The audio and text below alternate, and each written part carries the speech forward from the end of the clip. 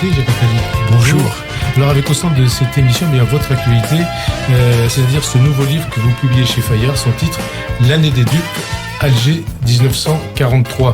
Un livre qui nous ramène en Algérie pendant la Seconde Guerre mondiale.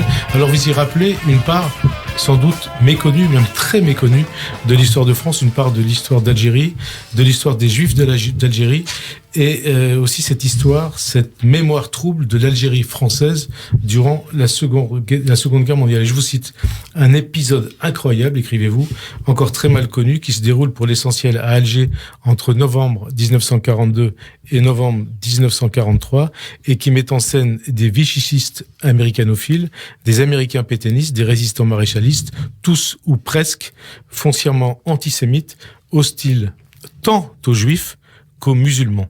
Et alors pour commencer, Jacques Attali, bien pourquoi ce livre? Et pour être précis, ce livre c'est quoi? C'est un livre sur l'année 1943, c'est un livre sur votre histoire familiale, ou c'est un livre sur votre histoire personnelle, sur votre destin? C'est si je peux employer un mot grandiloquent, c'est un élément de mon œuvre plus globale. C'est-à-dire que j'ai écrit sur beaucoup de domaines et il manquait cette brique. Oui, parce que vous citez deux de vos précédents livres qui ont un rapport avec l'histoire des Juifs, peut-être. Oui, j'ai écrit l'histoire économique du peuple juif, j'ai écrit un livre sur 1492. Et j'ai écrit un dictionnaire amoureux du judaïsme. Et tout ça, cette brique complète l'élément du puzzle en étant plus proche de moi, mais en même temps en étant un interface avec la société française. Donc c'est un élément de l'histoire juive qui m'a été, disons, demandé par un de mes amis et par plusieurs de mes amis qui voulaient que je l'écrive, et qui en même temps renvoyait à une interrogation personnelle, puisque c'est l'endroit et le moment où je suis né. Et je me suis toujours posé la question de savoir est-ce que j'étais vraiment né français, qu'est-ce qui se passait. Et donc j'ai voulu creuser et j'ai découvert des choses qui m'ont stupéfait. Et que j'ai découvert aussi, qu'on découvre en lisant votre livre. Énormément de choses. Et on va parler aussi de votre naissance, de cette année 42, enfin de ce qui se passe entre 42 et 43. Et vous parlez d'histoire aussi. Donc parler de ce que vous appelez l'année des dupes vous conduit aussi à nous faire replonger, Jacques Attali, dans cette histoire multimillénaire de la présence juive, puis chrétienne, puis musulmane, puis ottomane, puis française, sur la terre d'Algérie. Alors vous rappelez que des Juifs s'installèrent en Algérie bien avant la conquête romaine, donc bien avant le christianisme et évidemment bien avant l'islam.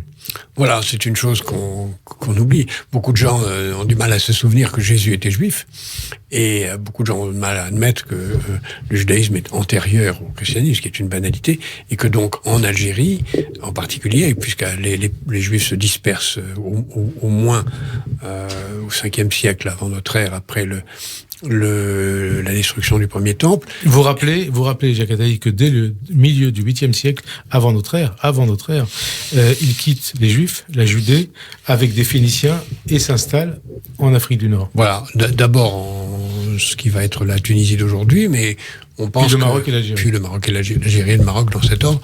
Et on a en effet des traces de communautés juives de 4e siècle avant notre ère, dans toute l'Afrique du Nord. Et alors, les siècles passent, la présence juive se maintient, se renforce, même en Afrique du Nord, en Algérie, jusqu'en 1142. Et là, le chef Al-Oumad, vous vous rappelez cet épisode, Abd al-Mou, contraint les Juifs à se convertir à l'islam. Les communautés du Sud disparaissent, celles d'Oran, de Tlemcen et de Béjaïa.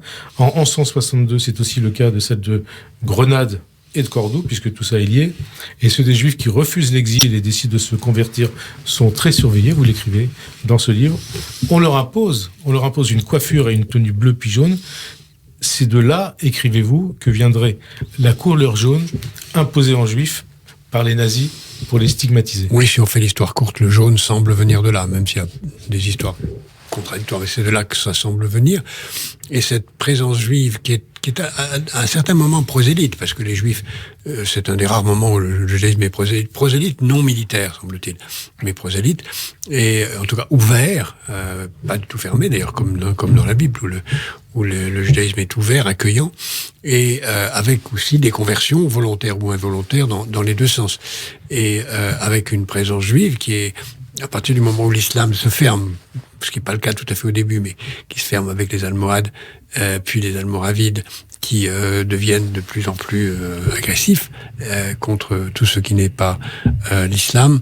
Cela se ferme et cela se exclus ou oblige à rester cachés. Au point même qu'on a eu très récemment encore des communautés musulmanes en Algérie qui pratiquaient le judaïsme en secret pendant plus de 1000 ans. Et qui quelque part un peu des maranes. Exactement, qui le transmettaient de génération en génération et qui aujourd'hui sont musulmanes ou athées, ou même j'en connais certains qui sont devenus chrétiens, mais qui au départ étaient des juifs devenus musulmans et restent juifs en secret. Donc il y a cette présence juive très profonde dans l'histoire de l'Algérie. Et on poursuit l'histoire au fil de votre livre, de vos pages, Jacques Attali.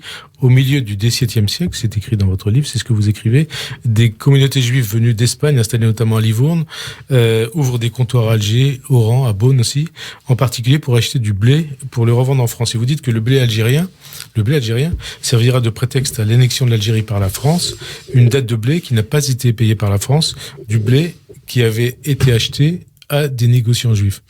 Oui, en 1492, donc les Juifs partent, une partie partent un peu partout, une partie partent vers l'Afrique du Nord, une partie partent vers Venise, d'autres vers Livourne, où ils s'installent, proche de la protection papale, qui protégeait les Juifs parce qu'il fallait protéger les témoins et auteurs de la mort du Christ, disait-il, ce qui est assez étrange. Et ces Juifs de Livourne vont être des intermédiaires entre l'Europe et le judaïsme maghrébin, et en particulier pour fournir à la France et à l'Europe le blé dont il manque. Et l'Algérie produit du blé. Donc il y a, à partir du XVIIe siècle, mais très tard, puisqu'en effet le blé est acheté sous Louis XVI, puis sous la Révolution, puis plus tard sous Napoléon, et là va traîner une dette que la France n'a pas payée du blé qu'elle a acheté pour les armées de la Révolution, et cela va entraîner à la fois une colère des uns et des autres. Les marchands juifs qui ont servi d'intermédiaires vont être menacés, certains vont d'ailleurs payer de leur vie. La France refuse de payer la dette, et ça crée une colère. On pourrait que Napoléon lui-même envisage d'envahir l'Algérie, il y pense, et il ne le fait pas. Et puis, Charles X, pour redorer son blason au moment où son régime est très contesté en France, décide de faire une campagne victorieuse, attaque l'Algérie, et ça ne l'empêche pas d'être renversé d'une façon honteuse en juillet 1830. Mais la bataille est lancée, l'Algérie est conquise, enfin en partie conquise avec des batailles. Et la colonisation commence. Et la colonisation extrêmement sauvage commence. Et alors, Jacques Attali, vous vous rappelez l'épisode Bugeaud? Le général Bugeaud qui arrive en Algérie en 1836 avec 100 000 hommes, remporte la bataille contre Abdelkader, il tue, pille, massacre, devient gouverneur et le reste 7 ans. Un épisode résumé en ces termes, en octobre dernier, et ça nous fait parler de l'actualité un peu, par Éric Zemmour, c'était sur C8, quand le général Bugeaud arrive en Algérie, il commence par massacrer les musulmans, mais certains juifs, et bien moi, et c'est Zemmour qui parle, je suis aujourd'hui du côté du général Bugeaud, c'est ça, être français. Un commentaire? Pour moi, c'est pas ça être français, mais j'ai pas envie de polémiquer avec lui. Ça ne m'intéresse pas, ça ne fera que nourrir le feu. Et il ne m'intéresse pas. J'ai toujours refusé de débattre avec lui. Je continue à refuser de débattre avec lui. J'ai l'impression que je me salirais en commentant ses commentaires. Mais c'est en lisant ce passage sur Bugeaud que je me suis dit, c'est ça aussi. Oui, mais c'est pas ça la France. C'est pas ça la France. C'est la honte de la France. Et c'est pour dire à nos éditeurs que c'est ça ce que Zemmour défend aujourd'hui.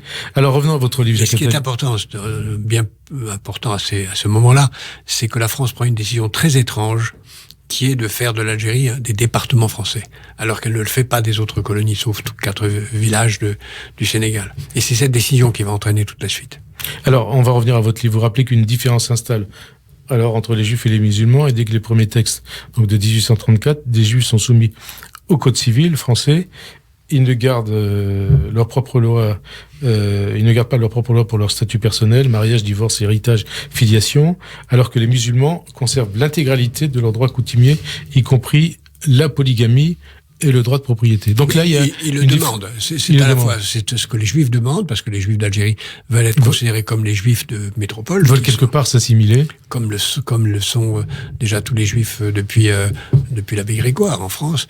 Ils le veulent, tandis que les musulmans veulent à tout prix conserver leurs droits, leurs coutumes, leurs règles, à la fois en effet la polygamie, les règles de transmission, etc. Et donc ça s'installe dans un accord, dans une connivence des uns et des autres. Mais c'est ce qui définit ensuite la suite, ce qui se passe après. Oui, parce que les Juifs vont aller très très vite vers une demande beaucoup plus grande, c'est-à-dire qu'ils sont ils font partie de la nation française, puisque l'Algérie est française, mais ils ne sont pas citoyens français, parce qu'ils n'ont pas le droit de vote et parce qu'ils n'ont pas le droit à tous les métiers que permet la citoyenneté.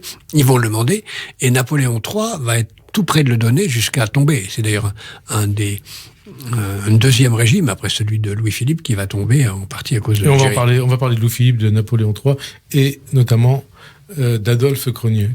On va en parler. D'abord, vous restituez donc dans ce livre les relations entre les communautés quand les Français arrivent en Algérie en 1830, et vous rappelez que les relations sont plutôt bonnes, sont bonnes même, entre juifs et musulmans, même s'il y a aussi eu des massacres. Oui, moi j'ai pas de parti pris. J'ai regardé je ne défends pas une cause particulière. J'ai vraiment fait un travail d'historien aussi objectif possible.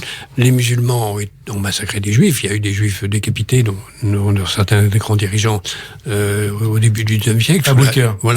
Sous la domination Bakri, sous la domination ottomane, qui était là, mais l'Empire ottoman était assez lointain. La province algérienne était assez indépendante, et les relations sont plutôt bonnes. Elles vont d'ailleurs continuer à être essentiellement excellente jusqu'en 1945, en fait, puisque progressivement, quand les Juifs vont devenir français, les musulmans qui auraient pu très vite choisir une revendication d'indépendance, qu'ont fait certains d'entre eux autour d'Abdelkader et d'autres, vont au contraire trouver très bien que les Juifs soient français. On va en parler, parce que ça a été un peu duré. Vous parlez aussi de Ferhat Abbas. On va parler de tout ça, et on remonte un peu chronologiquement l'histoire. D'accord. 1840, donc à partir de 1840, les Juifs d'Algérie, vous l'écrivez, s'habillent, et c'est intéressant pour nos éditeurs de savoir tout ça, parce que c'est un livre à lire. Je leur conseille de lire ce livre. C'est très important. Donc s'habillent à la française, ils donnent des prénoms français. 1843, un pas de plus est franchi dans l'intégration des Juifs d'Algérie.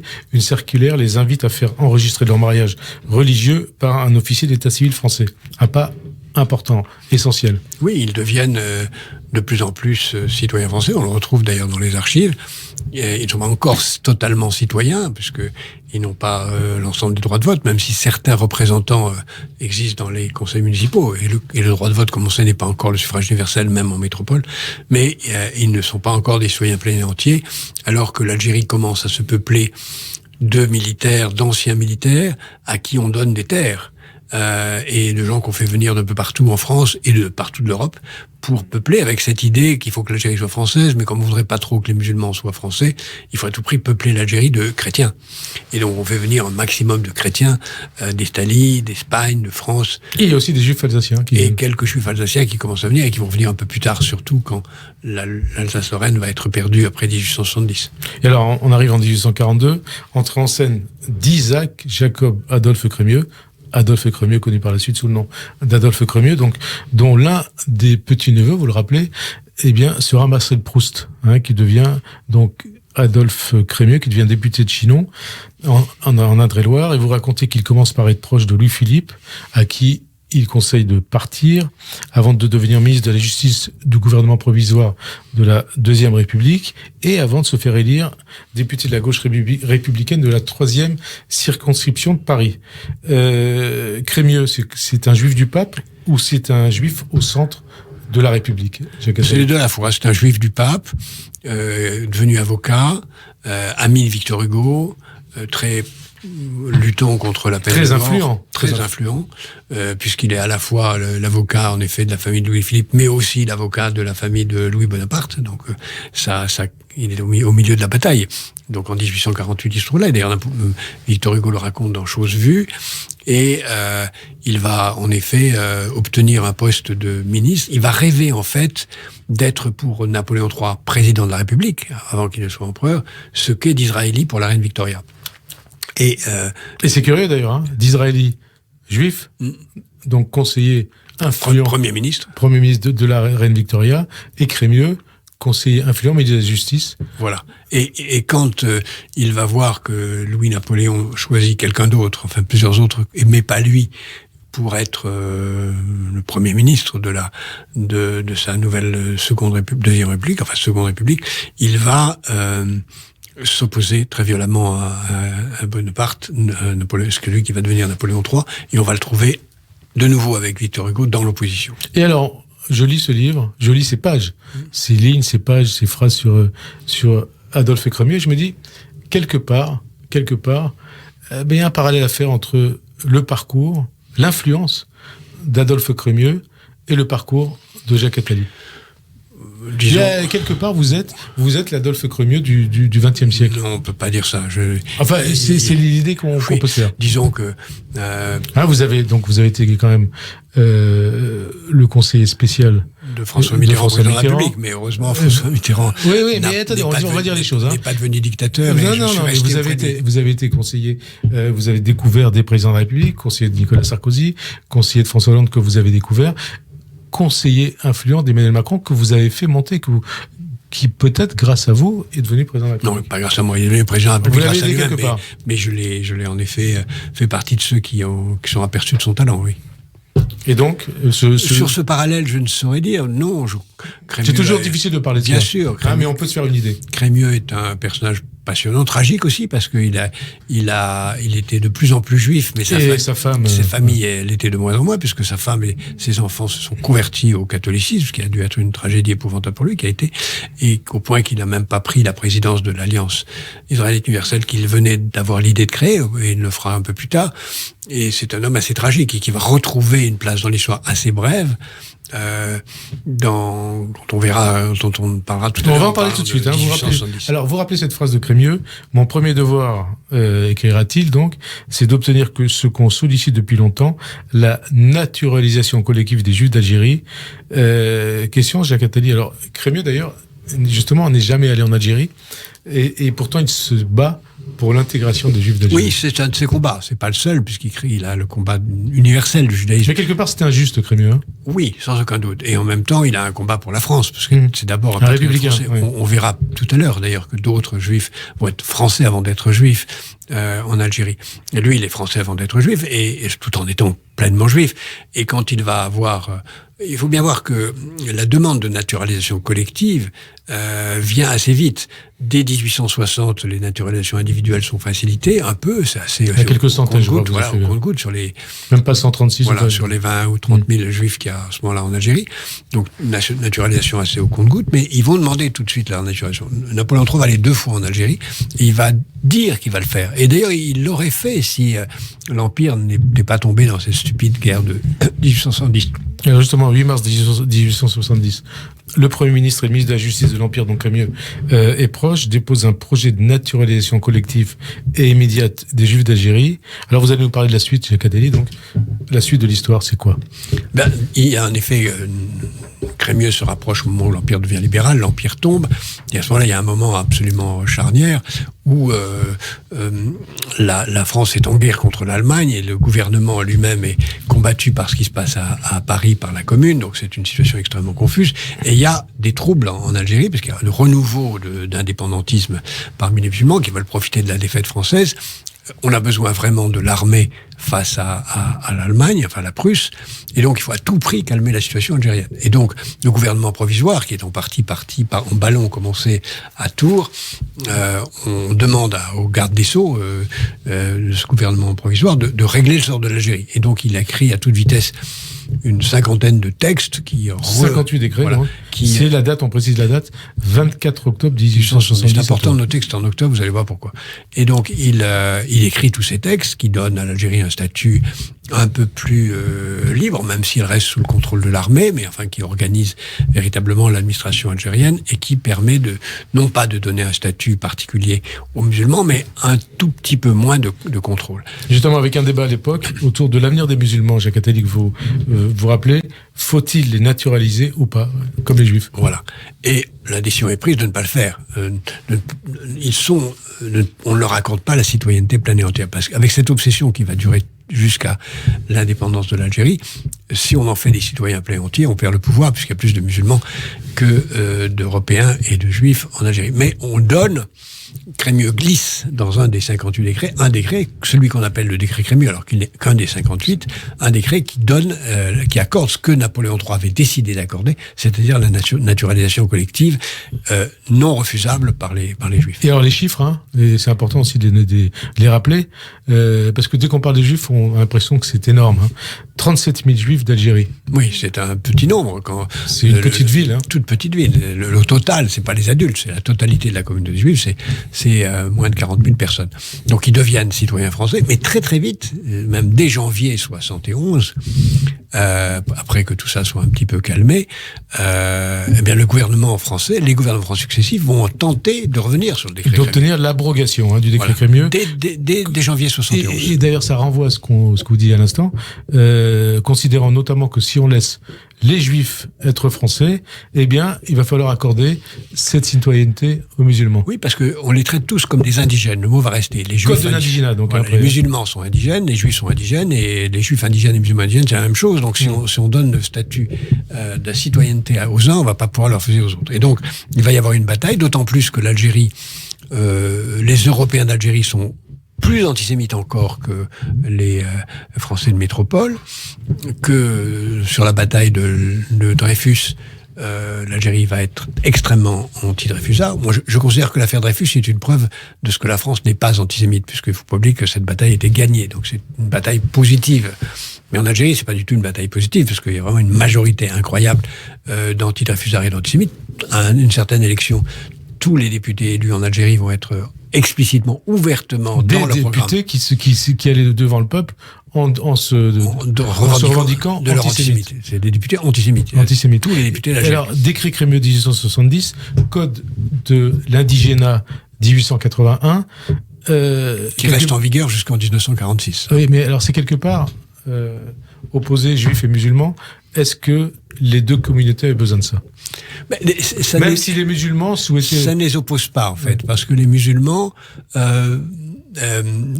demandent le même statut que les juifs et souhaitent que les juifs soient intégrés pour pouvoir l'être aussi. Donc il n'y a pas d'opposition.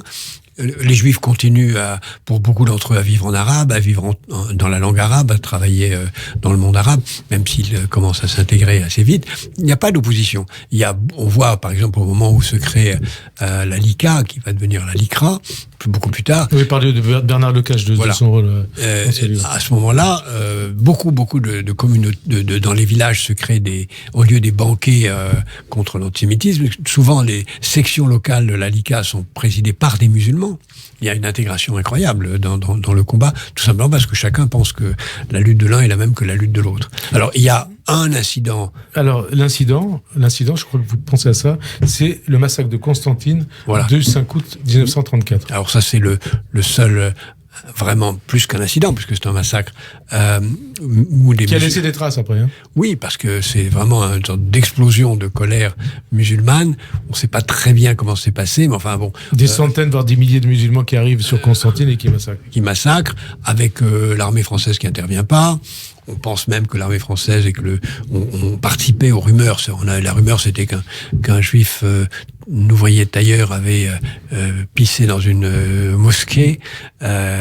Il semblerait que l'armée a laissé faire. Mais là, tout de suite après, les Européens vont prendre peur parce qu'ils se disent voilà, on peut pas laisser faire ça parce que si on crée une colère des musulmans contre les Juifs, les Juifs vont être vus comme des Européens et si les musulmans massacrent des Juifs, ils vont ensuite massacrer les autres Européens. Donc, ils ont joué l'apprenti sorcier et tout de suite après, et ça va être très important dans ce qui va se passer pendant la guerre, l'administration française fait tout pour éviter de créer une opposition entre juifs et musulmans. Et alors, pour en venir à ce que vous appelez l'année des dupes 1943, il faut comprendre aussi le contexte de l'époque. Jacques Attali, vous écrivez que même si la France vichiste a fait du zèle en Algérie à travers les lois scélérates du régime de Vichy, et c'est vous qui l'écrivez, vous le rappelez, et en fait c'est très peu connu, c'est même méconnu. L'erreur d'Hitler a été de ne pas s'occuper de l'Algérie. Alors pourquoi Hitler ne s'est pas intéressé à l'Algérie et en quoi cela a été une erreur? Hitler ne s'occupe pas de l'Algérie parce que d'abord il partage la France en deux, il y a une zone libre et l'Algérie est rangée dans la zone libre. Mais une zone libre assez lointaine, au point qu'il y a jamais d'Allemands, il y a une vague commission d'armistice. Il y a quelques Italiens, alliés des Allemands, qui sont plus présents en Tunisie qu'en Algérie, bien sûr. Et il y en a très peu aussi au Maroc. Il aurait pu occuper l'Algérie en passant par l'Espagne, qu'il n'a pas fait. Il aurait pu le faire. Franco, semble-t-il, s'y est opposé. Il n'a pas insisté. Et puis, il avait besoin de toutes ses forces contre la Russie. Pourquoi contre la Russie? Parce qu'en fait, son problème majeur va être la recherche du pétrole. Il n'attaque pas la Russie pour élargir l'espace vital. Il attaque la Russie pour aller vers le Caucase. Alors, et prendre le pétrole. pourquoi ça a été une erreur?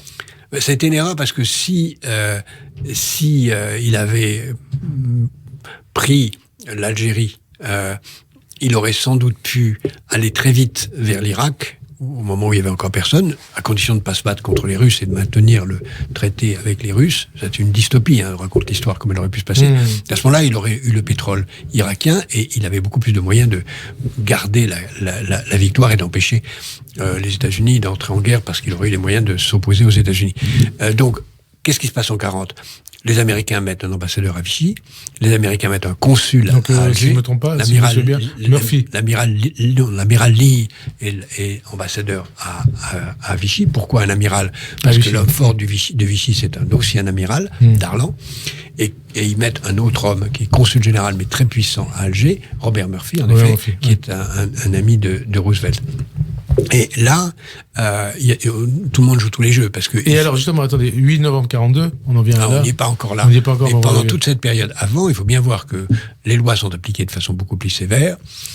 On construit des camps de concentration en Algérie qui ne sont pas des camps d'extermination, mais des camps de concentration où il y a Vous comparez ça à Buchenwald. Voilà, ce sont plus des camps où il y a à la fois des prisonniers politiques, des communistes et des juifs, qui soit résistants, soit simplement pas comme juifs, et les lois sont extrêmement appliquées de façon sévère. On peut même dire qu'une partie des législations en métropole anti-juives sont initiées par les Européens d'Algérie, c'est pas les Français, mais les Européens d'Algérie. Par exemple, c'est ce qui ne s'appelait pas encore l'UNEF, mais c'est l'UNEF d'Alger qui, au congrès de l'UNEF de France en janvier 42, exige que les étudiants juifs n'aient pas le droit d'aller dans les universités, alors que pour l'instant c'était pas encore le cas.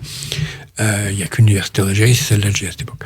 Et donc au point que fin octobre 42, la décision est prise de faire fabriquer par une entreprise de textile algérien, enfin français d'Algérie, Alterac, les étoiles jaunes pour les distribuer aux juifs d'Algérie, alors que personne ne pensait en distribuer aux juifs de la zone libre en France. Donc il y avait vraiment et tous ceux qui disent les Français n'étaient antisémites et collaboraient que parce que les Allemands étaient très présents, mais l'exemple d'Algérie montre le contraire. Et alors donc on va en parler un peu plus tard aussi avant la fin de cette émission, des lois scélérates appliquées aux Juifs d'Algérie, que vous pouvez nous détailler d'ailleurs, Jacques Attali. C'est toutes les interdiction d'exercer tous les métiers. Ça a commencé par les métiers de la fonction publique, fonctionnaire, juge, puis avocat, puis médecin, puis professeur dans toutes les sortes, puis on est allé dans des détails, tous les métiers de publicité, tous les commerces ont été pris, on est allé même jusqu'à considérer que les Juifs consommaient trop de lait et on a interdit de vendre, de commercer du lait. Donc, et puis il y a ces mesures interdiction d'aller à l'école, avec des quotas où il y avait un petit nombre de Juifs, au point où on lui disait, écoutez, c'est pas la peine de venir. Je crois que c'était 15% au départ et c'est tombé à 7%. Et on leur disait, écoutez, c'est même pas la peine de venir parce que vous allez être gênés d'être là alors que les autres ne sont pas là. Donc il y avait une pression très forte. On précise les choses, pour ceux qui ne connaissent pas cette histoire, Jacques Attali. On allait dans les classes et les enfants étaient sortis de force. Oui, avec des messages très précis. Alors là, les musulmans vont être très corrects, parce qu'aucun musulman ne va essayer d'obtenir les biens juifs qui auront été spoliés. Et les catholiques aussi ont été très corrects, puisque les catholiques ont aidé en recevant des enfants juifs dans les écoles chrétiennes, en particulier à Oran. Tout ça s'organise, mais si on a l'idée que ça pouvait durer 10-20 ans, c'était vraiment, on n'était pas loin du pire. D'autant plus que si on regarde la décision de Wannsee sur les Juifs, les 11 millions de Juifs, alors je sais que certains historiens israéliens le contestent, mais enfin les faits sont écrits. Parmi les Juifs qui devaient être exterminés, il y avait les Juifs d'Algérie. Donc ils étaient comptés comme ceux qu'il fallait faire. Et Hitler n'était pas en Algérie. Non. Voilà. Alors 8 novembre 42, les troupes anglo-américaines débarquent en Algérie et vous l'écrivez aussi, vous le rappelez, vous rappelez cet épisode méconnu.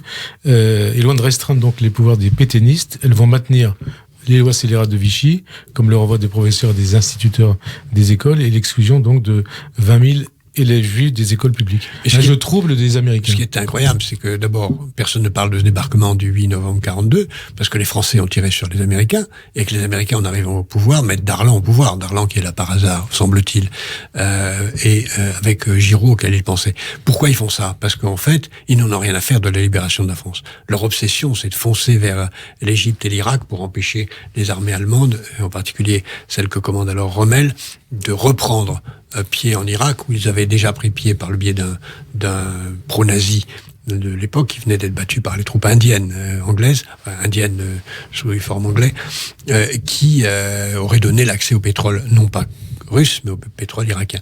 Donc, ils foncent à toute vitesse. Eisenhower, qui dirige cette opération, est à Alger. Il reste à Alger, d'ailleurs. Mais il donne le pouvoir à Darlan, qui est assassiné par la connivence de tout le monde, en fait. Personne ne veut de lui. Un mois plus tard, et les Américains donnent le pouvoir à Giraud, qui est un antisémite, maréchaliste anti-allemand. Alors, général Giraud, hein. Donc, vous dites aussi, donc, maréchaliste pro-américain. Pro-américain parce que, justement, il est anti-allemand. Il n'est pas spécialement pro-américain. Il est anti-allemand. Et pas vraiment démocrate. Non, et pas du tout démocrate. Il est maréchaliste. Et donc, voilà, maréchaliste, et donc, il est maintenu au pouvoir, il arrive au pouvoir à Alger, maintient les lois scélérates de Vichy. Alors, ce qui est incroyable, c'est que, pour faire court, il maintient en effet les lois de Vichy dans un discours du 30 mars 43, donc quelques mois après le débarquement américain, un discours approuvé par les Américains, où il abroge toutes les lois, sauf il abroge en même temps, il abroge l'abrogation du décret Crémieux, donc il rétablit le décret Crémieux, mais dans le même discours, il réabroge le décret Crémieux, en disant que c'est la seule loi de Vichy qu'il faut maintenir, parce que le sort des juifs indigènes et des musulmans indigènes doit être réglé après la guerre. Alors avant de parler de Gaulle, vous parlez aussi de la résistance juive. Alors ça joue un rôle très important. C'est une résistance juive, mais d'abord une résistance française. Française, voilà. mais ils sont avec des juifs. Voilà, les juifs très importants, ils sont l'essentiel de cette... Donc vous citez Sebaoun, vous citez Aboulker, vous citez... Ils sont tout à fait importants, et ça mériterait un film, parce qu'ils s'organisent dans un faux gymnase dont ils confient la responsabilité à un prof de gymnastique pétainiste qui n'y voit rien, et ils organisent le blocage des pétainistes, et il y a 3-4 jours absolument incroyables, entre le 8 novembre et le 11 novembre, où ça tire dans tous les sens, et où quand les Juifs et les autres résistants aident les Américains à débarquer, 2 jours plus tard, ceux qui ont aidé les Américains à débarquer sont arrêtés par les vichistes que les Américains ont mis au pouvoir. C'est une histoire absolument ahurissante. Mais vous dites ça peut faire un film. Oui, ça serait un film incroyable. Ça serait un film. Alors, mai 43, De Gaulle arrive. Il arrive au pouvoir et il n'approche pas le décret Crémieux. Alors, il faudra attendre 6 mois. Oui, il arrive. Et progressivement, il va prendre l'ascendant sur Giraud, qui va progressivement... Il y a une rivalité de Gaulle-Giraud. Et très vite, De Gaulle va éliminer Giraud. Mais en éliminant Giraud, il ne rétablit pas le décret Crémieux. Il dit même qu'il ne veut pas le faire, qu'on verra ça après la guerre. Il dit même qu'il y a de l'antisémitisme dans l'armée et qu'il n'y peut rien. Et c'est étonnamment par un juif très important qui est René Cassin, qui lui est vraiment une sorte d'homologue de Crémieux, qui est le grand juriste auprès de De Gaulle, qui arrive de Londres et qui vient là et qui dit il faut trouver une façon de rétablir. Alors la façon, vous allez nous dire comment ça a été rétabli. C'est très bizarre, parce que le texte qui avait abrogé le décret Crémieux une nouvelle fois le 30 mars 43, il était dit qu'il devait y avoir un décret d'application. Le décret n'est pas pris. Et Cassin trouve une façon douce de dire, puisque le décret n'est pas pris, l'ordonnance n'est plus valable, ce qui est inexact. D'autant plus que il n'y a pas un texte qui annule l'ordonnance, il y a un communiqué du gouvernement provisoire qui ne s'appelle pas. Donc il n'y a rien d'officiel, quoi. Hein, un communiqué qui est intégré dans le journal officiel. Alors c'est pour ça que vous dites, vous dites, Jacques Attali, le 1er novembre 1943. Eh bien, à quelques jours près, vous n'étiez pas français, ou peut-être même vous n'étiez pas encore français. Oui, je pense que, d'ailleurs, quand ce communiqué de presse qui dit que le décret Crémieux est rétabli d'une façon provisoire jusqu'à la fin de la guerre, le grand rabbin s'inquiète, dit mais qu'est-ce que ça veut dire ça de façon provisoire? Parce qu'il n'est même pas dit qu'il est rétabli de façon provisoire. Il est dit que le décret d'abrogation est annulé. On ne cite même pas le statut des Juifs. Il écrit au général de Gaulle, et c'est pas de Gaulle qui lui répond, c'est son chef de cabinet, M. Parodi, qui lui écrit en « Je prends acte de votre lettre, point ». Et il n'y a aucune confirmation ni affirmation. Donc en fait, dans l'esprit de Gaulle, on verrait ça après la guerre. Et on n'a pas vu après la guerre. Et c'est ça un peu aussi, c'est ça aussi qui participe de cette année des dupes, 1943. Exactement. Exactement. Les Français se croyaient libérés, ils ne l'ont pas été. Les Juifs se croyaient redevenus français, ils ne l'ont pas été. Les maréchalistes ont été intégrés, puisque même des gens qui ont été des maréchalistes extrêmement importants, comme le général Join, va devenir un héros, puisqu'il va partir sous les ordres de De Gaulle en Italie, mais après avoir été l'homme qui a été négocié avec Göring en Allemagne et qui a été un de ceux qui ont fait tirer sur les Américains et qui s'est opposé au débarquement des Américains, de l'arrivée des Américains en Tunisie. Donc il y a des tas de gens qui ont joué dans tous les sens. Et donc, vous, Jacques Attali, en quoi ça a marqué votre vie ? Ou est-ce que ça l'a marqué ? Non, c'est un point obscur de mon histoire personnelle, mais ce qui me marque plus profondément, c'est cette prise de conscience de ce que il n'y a pas de bien et de mal, tout le monde est à la fois bien et mal, de ce que les Algériens musulmans auraient rêvé d'être français et qu'on leur a laissé croire qu'ils allaient l'être jusqu'en 45 qui changent de camp, et que les Juifs, eux, ont définitivement choisi le camp de la France, même si la France a été avec eux pas spécialement aimable. Et je vous cite, Jacques Attali, c'est vers la fin de votre livre, « Si l'histoire longue permet seule de donner du sens au présent et à l'avenir, le récit d'un moment particulièrement intense permet aussi de mieux comprendre les tendances lourdes.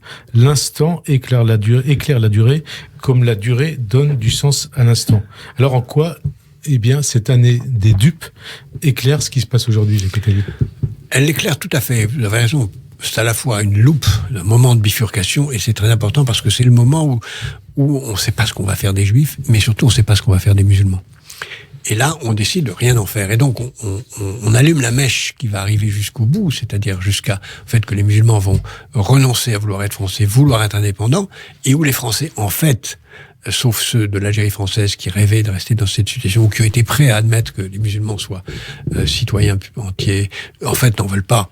Ils ne le disent que très tard, au point même que quand De Gaulle revient au pouvoir et fait croire qu'il veut l'Algérie française, il ne la veut pas, au point même que l'élection au suffrage universel du président de la République n'est décidée qu'après l'indépendance de l'Algérie, quelques mois après, comme si De Gaulle ne voulait pas être élu par des voies musulmanes.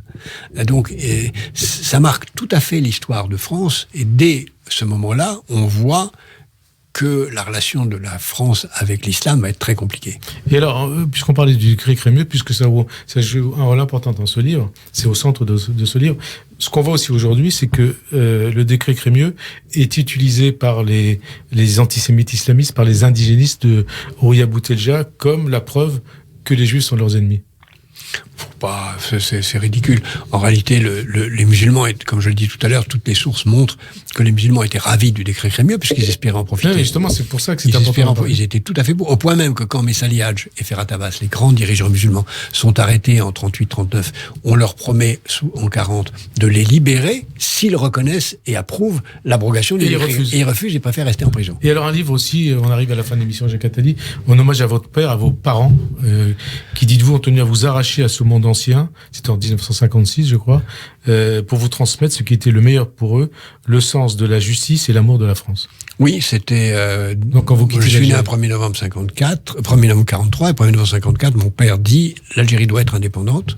Mais non, on n'y aura pas notre place. Dès novembre 54, ce qui était, pour lui, qui était un juif présent en Algérie depuis des siècles, et dont la langue maternelle était l'arabe, était vraiment un acte visionnaire. Et qui vous a pas appris l'arabe? Malheureusement, non. Il a souhaité qu'on vraiment devienne français plein et entier, et qu'on coupe avec ça. Et donc, il nous fait quitter l'Algérie au plus vite, et il a fallu presque 18 mois, même pas 18 mois, quelques 15 ou 16 mois pour y parvenir, pour tout transférer en métropole, en secret, puisqu'on arrive en métropole en ayant interdiction de dire à nos camarades. Donc la date précise, c'est mi-avril 56. Mi-avril 56. Et là, et en effet, mon père a été vraiment celui qui a été un visionnaire incroyable de cette période. Il était déchiré parce qu'il voulait à la fois protéger sa famille qui est restée en Algérie, rêver de cette enfance merveilleuse, difficile qu'il avait eue puisqu'il était extrêmement pauvre, mais en même temps... Vous dites qu'il était extrêmement pauvre et en même temps, il a su... Réussir. Il a su réussir. Par la volonté, par le travail. Par la volonté, le travail. Et je crois aussi par la culture. Hein. D'autodidacte. Il était un fanatique du savoir, mais il a dû abandonner ses études à l'âge de 11-12 ans parce son père est mort et qu'il a dû travailler pour ses sœurs aînées. Il était le cadet d'une famille de 8 enfants et le seul garçon. Et donc c'est comme ça, c'est aussi, pour vous, la France, c'est aussi la culture, c'est beaucoup la culture. C'est essentiellement la culture. C'est la langue. La France, c'est une langue d'abord. Mon pays, c'est ma langue, comme disait l'autre, et c'est vrai, et cette langue et cette culture est tout. Même si je regrette de ne pas mieux connaître le reste de la culture. Évidemment, la culture juive, je la connais, mais la culture musulmane, j'aurais aimé aussi la connaître, et je fais ce que je peux pour la découvrir, puisque ça fait partie de mon identité. Je suis aussi très profondément attaché à cette longue histoire de l'Algérie et des Juifs de l'Algérie. Je me sens très fier de ce que l'Algérie est en train de faire aujourd'hui pour tenter de devenir une démocratie. Alors, on arrive à la fin de votre livre, à la fin de l'émission Jacques Attali. Dans l'un des derniers chapitres de ce livre, vous dites que vous écrivez que vous regrettez que ne soit jamais célébré dans les innombrables moments de mémoire de notre histoire, et à savoir le premier débarquement américain en France, l'attitude de ces millions de musulmans dont vous parliez, souffrant de façon, et je vous cite, de façon invisible et digne de leur situation, sans ménager leur soutien aux Juifs, malgré toutes les tentatives de les diviser.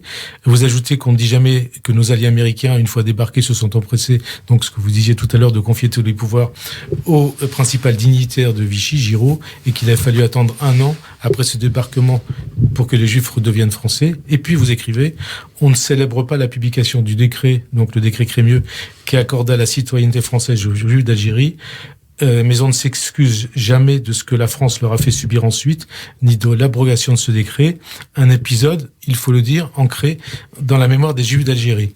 Et je dois dire aussi, Jacques Attali, qu'en lisant ces lignes, je me suis rappelé de ce que mon père n'a cessé de me dire quand j'étais enfant. Il me disait, j'ai été renvoyé de l'école en 1941 à l'âge de 7 ans parce que j'étais juif. Mon père deviendra ensuite directeur d'école. Et votre livre, Jacques Attali, c'est donc aussi un hommage à tous ces enfants qui ont été, comme mon père, humiliés dans leur classe devant leurs camarades, à tous ceux aussi qui ont eu la vie brisée, volée par la France de Vichy et ses lois scélérates. Merci de m'avoir donné l'occasion d'en parler. Et merci en tout cas, Jacques Attali, d'avoir répondu à notre invitation. Merci pour ce livre. Son titre, L'année des dupes, Alger 1943, il est publié chez Fayard. Bonne fin d'après-midi sur Radio J. Bonne fête de fin d'année et au plaisir de vous retrouver le 5 janvier. Merci. À bientôt.